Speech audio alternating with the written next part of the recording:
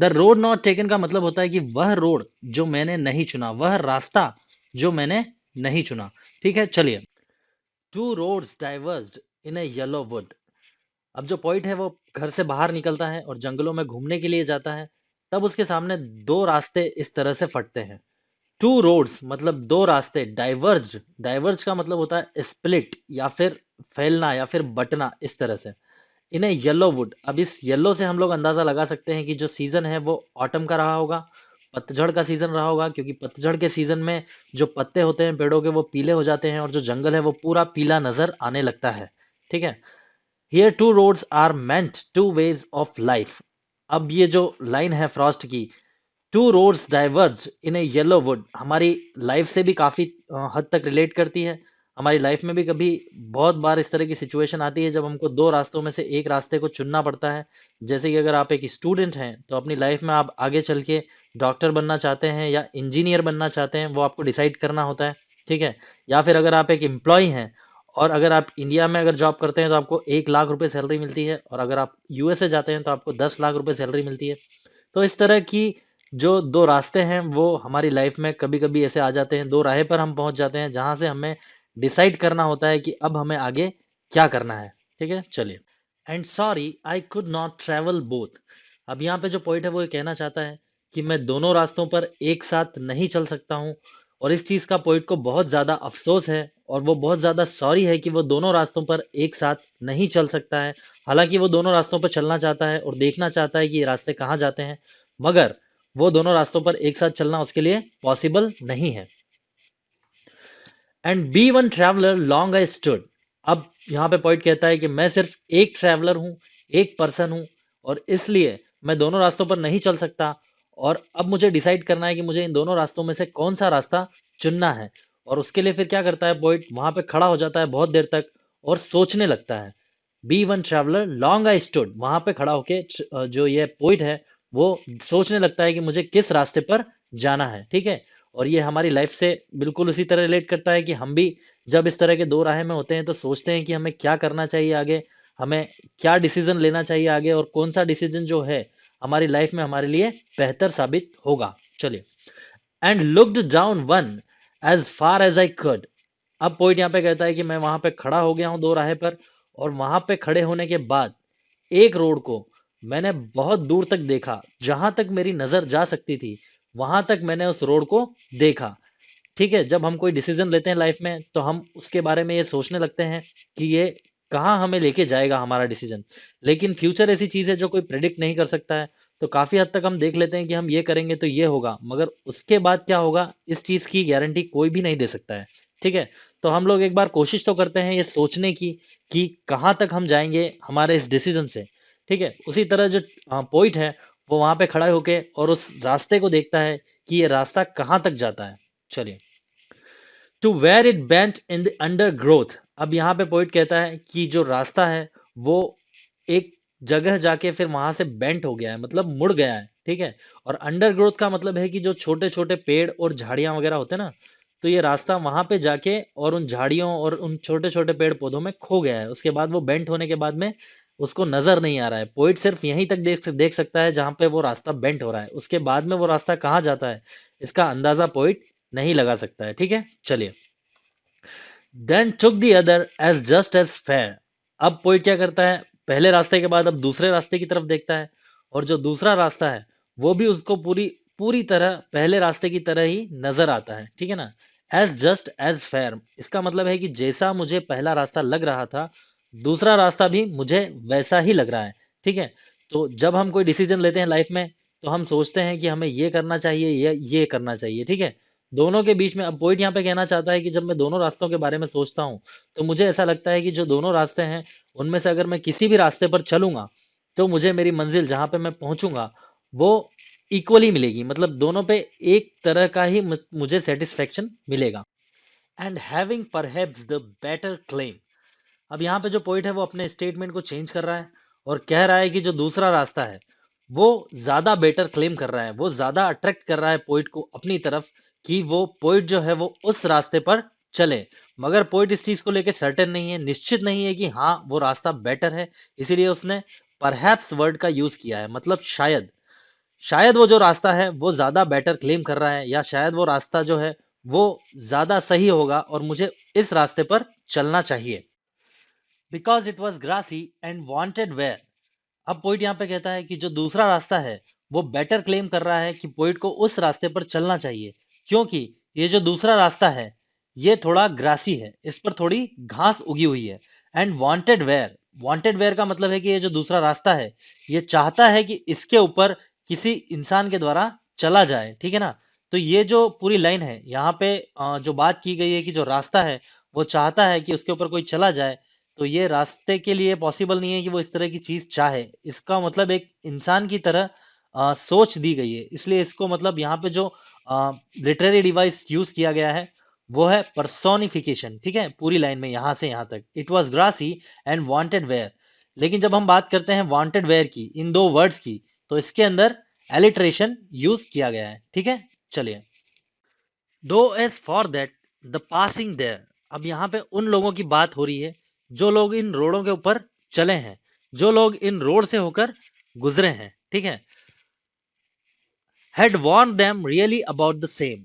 अब यहाँ पे पॉइंट कहना चाहता है कि जितने लोग इन रोडों के ऊपर से गुजरे हैं, इन दोनों रोडों के ऊपर से गुजरने वाले लोगों की संख्या बराबर है, और जो लोग हैं उन्होंने इन दोनों दोनों रोडों का मतलब बराबर इस्तेमाल किया है, ठीक है। Had worn them really about the same मतलब दोनों रोडों को एक जितना ही यूज किया है चलने वाले लोगों ने, वहां से गुजरने वाले लोगों ने। And both that morning equally ले, ठीक है। अब यहां से हमें एक चीज पता चलती है कि जो पॉइंट जब निकला है घूमने के लिए वो समय कौन सा है, मॉर्निंग का है, सुबह का टाइम है। और उस सुबह जो दोनों रोड हैं वो बिल्कुल दोनों एक जैसे मतलब पड़े हुए हैं अपनी अपनी जगह, ठीक है। चलिए, in leaves no step had trodden black. अब यहाँ पे कहना चाहता है पोइट कि जो लीव्स हैं, जो पत्ते हैं उन रोडों के ऊपर, क्या होता है कि जब लोग चलते हैं उस रोड के ऊपर तो जो पत्ते हैं वो कुचलने की वजह से टूट जाते हैं, बिखर जाते हैं और उसके बाद में काले पड़ जाते हैं, ठीक है। ट्रोडन ब्लैक इसका मतलब ये होता है कि जो पत्ते हैं वो काले पड़ जाते हैं टूटने के बाद। In leaves no step had trodden black. यहाँ पे कहना चाहता है पोइट कि जो रोड है उनके ऊपर जो पत्ते हैं वो टूट कर काले नहीं पड़े हैं, मतलब जो रोड है दोनों, इस पर अभी तक कोई चला नहीं है। मतलब उस सुबह की बात हो रही है जिस सुबह पोइट आया है घूमने के लिए, और अब हाँ दो रोड उसको दिखते हैं रास्ते में, उन दोनों रास्तों पर वो इतनी जल्दी पहुंचा है कि उससे पहले कोई भी इंसान उन रास्तों पर नहीं चला है, ठीक है। और पोइट को इस बात का पता कैसे चलता है कि जब वो रोड को देखता है तो उसको जो पत्ते नजर आते हैं वो टूटे हुए और काले पड़े हुए पत्ते नहीं है, ठीक है ना। इसका मतलब कोई भी इंसान जो है वो उन रोड पे से गुजरा नहीं है उस सुबह। Oh I kept the first for another day. अब यहाँ पे पोइट कहता है कि जो पहला रोड पोइट ने देखा था, ठीक है ना, ये वाला, उसको उसने किसी और दिन के लिए रख दिया है। मतलब उसने डिसाइड कर लिया है कि वो दूसरे वाला जो रोड है उस रोड पर चलेगा, ठीक है ना। और जो फर्स्ट रोड है उसने ये सोचा है कि मैं इस रोड पर फिर किसी दिन चलूंगा, ठीक है, उसको किसी अगले दिन के लिए उसने छोड़ दिया है। Yet knowing how way Leeds on two way. अब यहाँ पे पॉइंट कहना चाहता है कि मैंने जो वो रोड है पहला वाला वो किसी और दिन के लिए छोड़ तो दिया है, मगर मैं अच्छी तरह से जानता हूँ कि किस तरह जो चीजें हैं वो एक के बाद एक होती रहती हैं, और जो बाद में जो परिस्थिति होती है वो कुछ और ही बन जाती है, ठीक है। चलिए, आई doubted if I should ever come back. अब यहाँ पे पॉइंट कहता है कि मुझे इस चीज का डाउट है कि मैं शायद ही कभी इस रोड पर वापस आ पाऊंगा, ठीक है ना। अब होता क्या है कि जब आप इस तरह से जब दो रास्ते होते हैं और आप एक रास्ता चुन लेते हो, समझिए आपने ये वाला चुन लिया और इसको आप छोड़ देते हो किसी और दिन के लिए, जब आप इस रास्ते पर चलते हो तो इस रास्ते से फिर इस तरह से दो रास्ते निकलते हैं, ठीक है। फिर आप इसमें से इसको चुनते हो और इसको छोड़ देते हो किसी और दिन के लिए। तो जब आप इस पे चलते हो तो फिर यहाँ से आगे दो रास्ते और निकलते हैं, तो उसमें फिर आप इसको छोड़ देते हो अगले दिन के लिए और इस पर चलने लगते हो। तो इस तरह जो ये स्टार्टिंग जो पॉइंट होता है आपका, आप इस पर कभी वापस नहीं पहुंच सकते हो, ठीक है ना। क्योंकि जिंदगी में भी इस तरह के जब आप डिसीजन लेते हो कोई और सोचते हो कि मैं वापस से आकर अगर ये चीज इस तरह से नहीं होती है तो मैं वापस आकर एक नई शुरुआत कर लूंगा, मगर ऐसा नहीं हो पाता है। जब आप एक काम को करने लगते हो और उसके बाद में फिर वहां से परिस्थितियां कुछ और बन जाती हैं और फिर आप कुछ और करने लगते हो, और जो ये जो जगह है इस जगह आप कभी नहीं पहुंच सकते, ठीक है। चलिए, I shall be telling this with a sigh. चलिए, अब यहाँ पे क्या होता है, जो पोइट है वो फ्यूचर में चला जाता है, ठीक है ना, भविष्य की बात करने लगता है कि भविष्य में इस चीज के बारे में जब मैं बात करूंगा या किसी को भी इस चीज के बारे में बता रहा होऊंगा, तो उस समय मैं एक आह लेकर ये चीज कह रहा होऊंगा कि somewhere ages and ages hence. अब यहाँ पे जो एजेस एंड एजेस जो है, यहाँ पे एलिट्रेशन का यूज किया गया है क्योंकि ए शब्द है जो बार बार आ रहा है, ए वर्ड जो है वो, ठीक है। Somewhere ages and ages hence, अब यहाँ पे जो एजेस एंड एजेस मतलब मंथ्स की बात नहीं हो रही है, यहाँ पे ईयर्स की बात हो रही है कि काफी सालों बाद मैं इस चीज को किसी को बता रहा हूँ आह लेके कि two roads diverged in a wood and I, two roads diverged in a wood and I. अब ये जो लाइन है ये फर्स्ट लाइन वापस से रिपीट हुई है, बस इसके अंदर येलो शब्द जो है उसको हटा दिया गया है और ये एंड आई जो है ये जोड़ दिया गया है, ठीक है। अब यहां से हमको पता चलता है कि आगे की जो लाइन आने वाली है वो बहुत ही ज्यादा इंपॉर्टेंट है, ठीक है ना। Two roads diverged in a wood and I, मतलब यहाँ पे पॉइंट कह रहा है कि सालों बाद, बहुत सालों बाद मैं इस चीज को किसी न किसी को बता रहा हूँ और या किसी से बात कर रहा हूँ इस बारे में कि सालों पहले two roads diverged in a wood and I, मतलब दो रोड जो थे वो डाइवर्ज हो रहे थे, मतलब स्प्लिट हो रहे थे, दो भागों में बट रहे थे, और मैंने I took the one less traveled by, और मैंने वो रोड चुना जिस रोड से बहुत कम लोग गुजरे हैं, ठीक है ना। मैंने वो रोड नहीं चुना जिस रोड से बहुत सारे लोग गुजरे हैं, मैंने वो रोड चुना जिससे कम लोग गुजरे हैं। चलिए, and that has made all the difference, और जो भी आज मैं हूं वो इसी चीज की वजह से है, क्योंकि जब वो वहां पे जो दो रोड निकल रहे थे उसमें से मैंने जो रोड चुना, ये वाला ना चुन के और ये वाला रोड चुना, और आज मैं जिस जगह भी पहुंचा हूं ये उसी चीज का परिणाम है कि मैंने ये वाला रोड चुना था, ठीक है।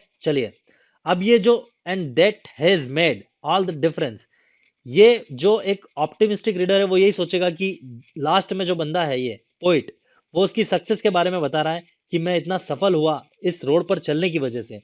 मगर एक तरह से हम देखेंगे तो इस सक्सेस भी हो सकता है और फेलुअर भी हो सकता है, क्योंकि पोइट इस समय उस रास्ते के ऊपर खड़ा है और ये फ्यूचर को देख नहीं सकता, उसके बारे में बात कर रहा है पोइट, लेकिन उसको पता नहीं है कि आने वाला फ्यूचर क्या होगा और मैं इस रास्ते पर जाऊंगा, अगर मैं ये वाला रोड चुनूंगा तो ये रास्ता मुझे कहां पर लेकर जाएगा ये उसे पता नहीं है।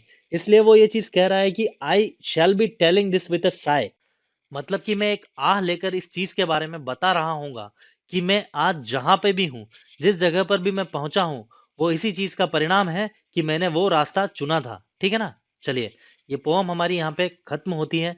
अब इसके बाद इसमें कुछ और चीजें हैं पोएम में थोड़ी जो पढ़ने जैसी हैं, चलिए उन पर भी अपन एक बार नजर डाल लेते हैं।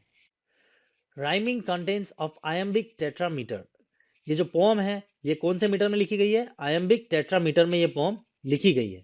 The poem consist of 4 with 5 lines each. अब इस पोम के अंदर 4 हैं और हर स्टेंजा में 5 लाइनें हैं, इस तरह से टोटल 20 लाइन्स होती हैं ये, ठीक है। These are called quatrains. अब कोई जो स्टेंजा है और उसके अंदर 5 लाइनें हैं उसको अपन कहते हैं quatrains, and in each quatrains the rhyme scheme is A B A B, ठीक है ना। अब जो जितने भी कंटेंट्स हैं इनके अंदर हर कंटेंट्स के अंदर जो राइम स्कीम है, ठीक है, वो कौन सी है, A B. For example take the first stanza, two roads diverged in a yellow wood, and sorry I could not travel both. And be one traveler long I stood, and looked down one as far as I could, to where it bent in the undergrowth. अब जब आप इस stanza को देखेंगे, इसमें जो first line है उसका एंड जो वर्ड जिस वर्ड से हो रहा है वो है वुड, ठीक है। और इसमें तीसरी लाइन में हो रहा है, थर्ड लाइन में स्टूड, और उसके बाद में जो चौथी लाइन है उसमें हो रहा है कुड। तो ये जो तीनों हैं, इन तीनों में पहले, तीसरे और चौथे में जो राइमिंग स्कीम है वो है ए, और जो दूसरा है वो बोथ, और जो लास्ट वाली लाइन है हमारी 5th नंबर की वो है अंडर ग्रोथ। तो ये जो बी और बी, दूसरी और पांचवी लाइन में बी राइमिंग स्कीम यूज हो रही है, ए बी ए बी, ठीक है। चलिए, ये पोएम हमारी